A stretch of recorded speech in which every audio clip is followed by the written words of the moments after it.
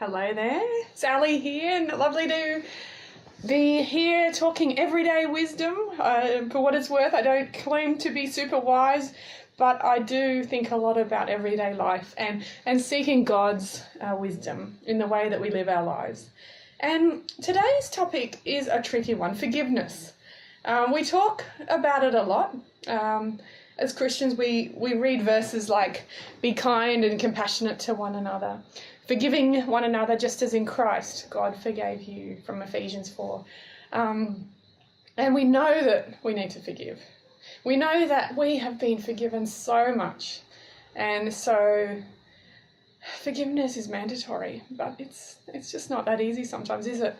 Especially for those deeper hurts and those wounds that have really, really taken their toll. And especially when reconciliation isn't possible. It's just so complex, isn't it? And when there are cases of abuse where there's someone who's been physically or emotionally or psychologically or sexually abused, you just can't give pat answers to people who have gone through that.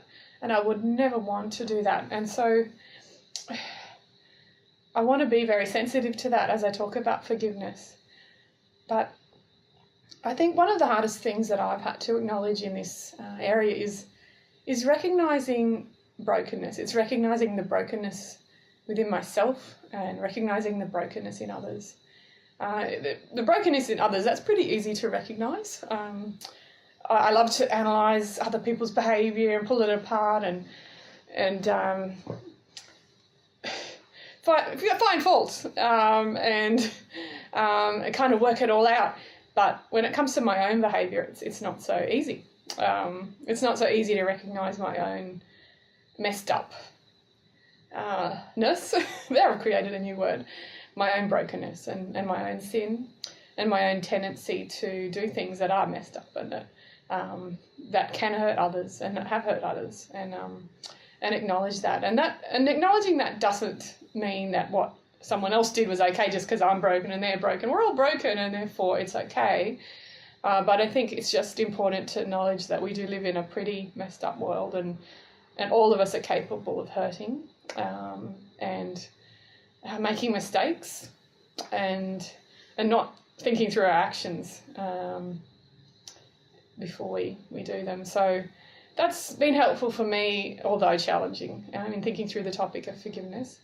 But because I think with forgiveness it is important to remember how much we've been forgiven, how much God has forgiven in us in our mess and our brokenness, and how much,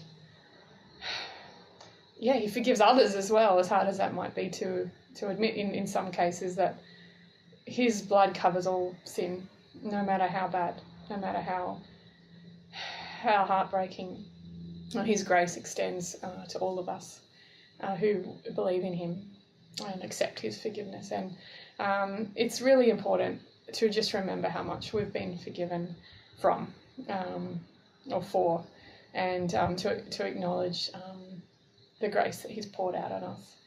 And I think when we start to work through the process of forgiveness, we have to acknowledge that we are not going to probably be able to get even. We are not going to get revenge as much as we might be tempted to try.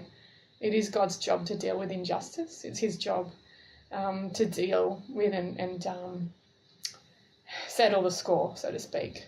He's going to right the wrongs as sovereign Lord, as our sovereign Lord, as the ruler of the planet.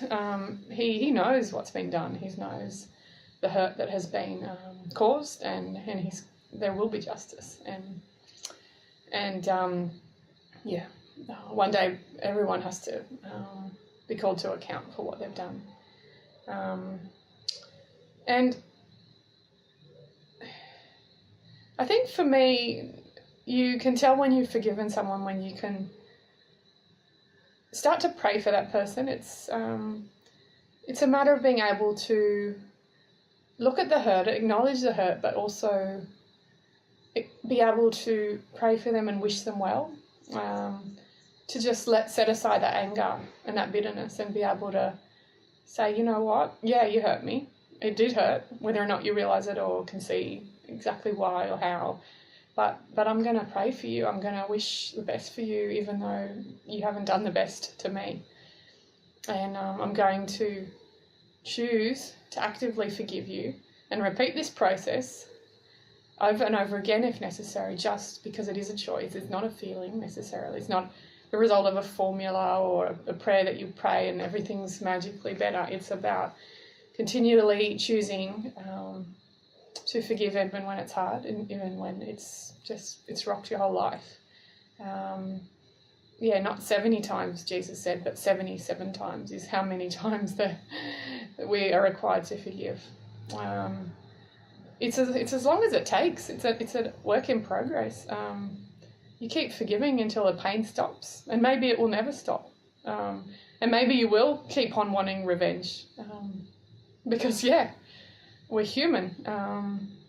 But God continually calls us to show grace, and in that showing of grace, in that just putting aside of our own natural desires, we do so often see transformation. We see change, and we see God really work and help us to be the people that He intended us to be all along. People who show grace, who show mercy, even if that that love and grace isn't shown to us, but we show grace and show mercy because He loved us, because He first loved us.